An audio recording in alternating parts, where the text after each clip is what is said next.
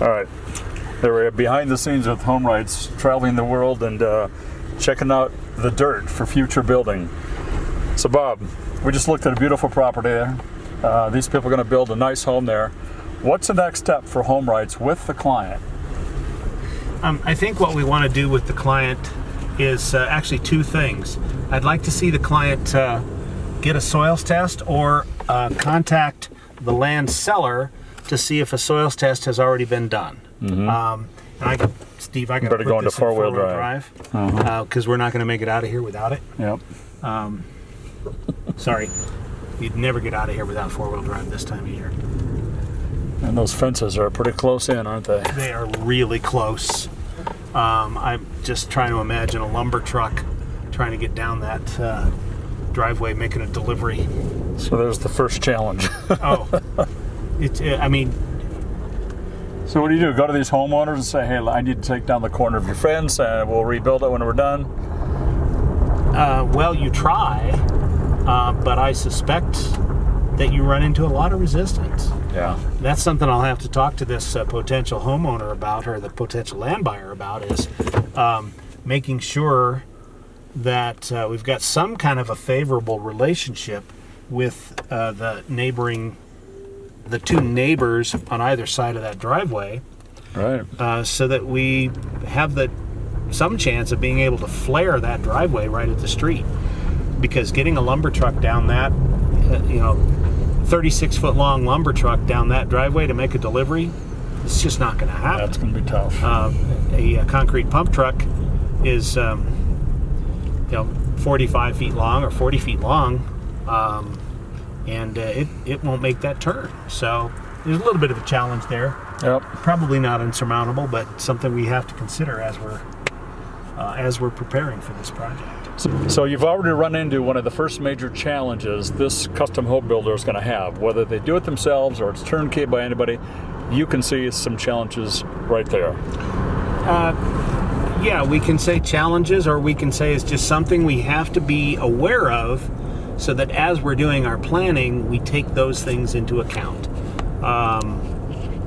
It's a narrow driveway,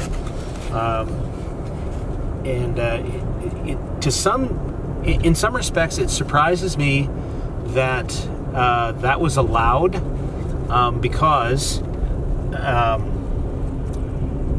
this is not so much to do with construction, but it's an important little piece of this puzzle. In most communities, in most counties, most cities, the fire department has some say-so as to whether or not a piece of land can be developed.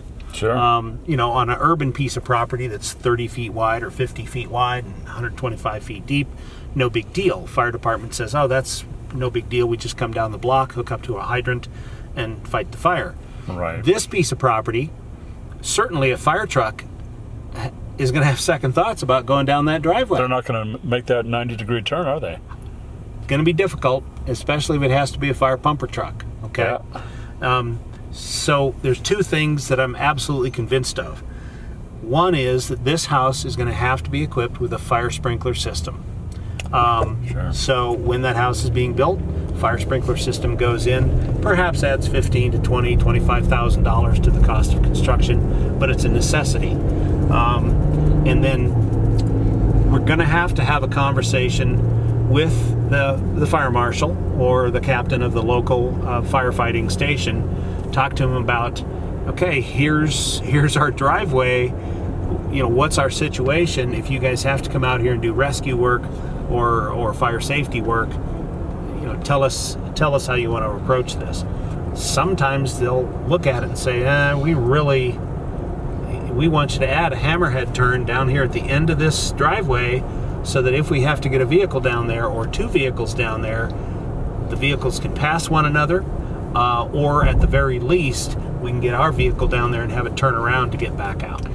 I think the dialogue that I have with the client next is we're going to talk a little bit about this deal, about how narrow the road is, and access for construction trucks, access for supply trucks, and access for emergency vehicles. That might lead to a conversation with the fire marshal, the local fire marshal, or the captain of the local firefighting department.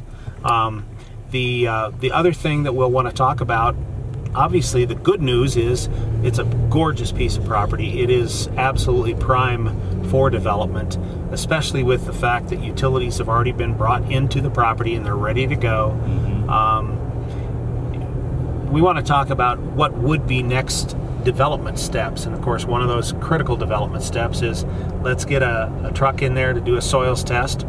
We're going to drill a hole in the ground, or 2 holes in the ground about 28 feet deep, 4 feet in diameter. We're going to try and figure out what kind of soil we have in the ground. And we know, since we're close to a creek, we know that there's probably water down there. Not always, but the creek is probably a pretty good indicator that we've got water down there. And how deep is that water? My sense is that the water is far deeper than it would be.